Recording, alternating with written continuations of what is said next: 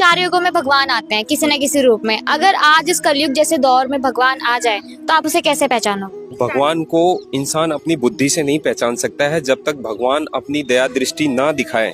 यानी कहने का मतलब भगवान अगर हमारे सामने साक्षात प्रकट हो जाता है ना, तो इंसान अपनी बुद्धि और ज्ञान से उसको नहीं पहचान सकता जब तक कि भगवान उस पर कृपा ना कर दे, या फिर उस इंसान को भगवान के गुणों की अगर अच्छे से जानकारी है कि भगवान के क्या गुण होते हैं, तो उस गुण आधार पे उस भगवान को पहचाना जा सकता है। जैसे कि हम सुनते आए हैं कि भगवान जो है अंधों को आंख देता है, निर्धन को माया देता है ना, कोढ़ीन को काया देता है, मांझन को पुत्र देता है। तो भगवान के गुणों में है ये सारी चीजें। अगर ये गुण किसी में है तो वो भगवान है। जो आपको मदद के लिए आगे आए ना, सोच लो वही भगवान है। भगवान आएंगे जब पता ही चल जाएगा, मतलब हमें सबसे बड़ी पहचान यही है कि कुछ मांगेगा नहीं। कोई संकट पड़ गया है, उसका सहायता हो गया, आपको कुछ मदद मिल गया तो भी भगवान आ जाते हैं। मुझे लगता है देखो आज के टाइम में चारों तरफ पाखंडवाद, करप्शन, इस तरह की चीजें बहुत फैली हुई हैं।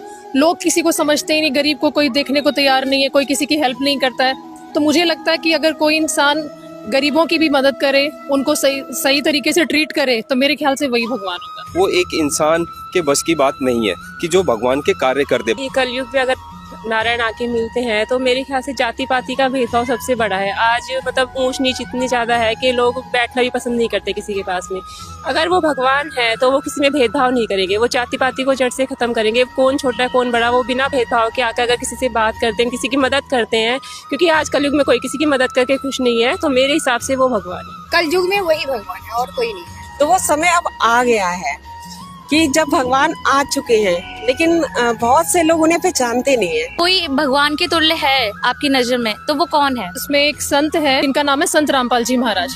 तो उन्हीं की एक वीडियो मैंने देखी, उसका नाम था कलयुग में सतयुग का आगाज। तो जब मैंने ये पढ़ा तो मुझे बहुत इंटरेस्टिंग लगा। मैंने कहा नाम से ही यूं लग रहा है, क्योंकि मेरा ऐसा मानना है कि भगवान अगर आएंगे तो कुछ ना कुछ युग में परिवर्तन आएगा। जैसे चीजें पहले बहुत खराब थी, लोग किसी को समझ ही नहीं रहे, और माहौल में आपस में भाईचारा, प्यार, करुणा अगर बढ़ती है तो कहीं ना कहीं कलयुग में सतयुग की शुरुआत हो गई है। तो और साथ ही साथ उन्होंने उन संत की मैंने वीडियोस देखी, वो हरियाणा में काफी जगह पे जो बाढ़ आई हुई है, जहाँ पे पानी भरा हुआ था, वहाँ पे उन संत ने पाइप है, मोटर है, ये सब चीजें भिजवाई है, और लाखों करोड़ों की वो मोटर पाइप है। तो बड़ी हैरानी की बात है।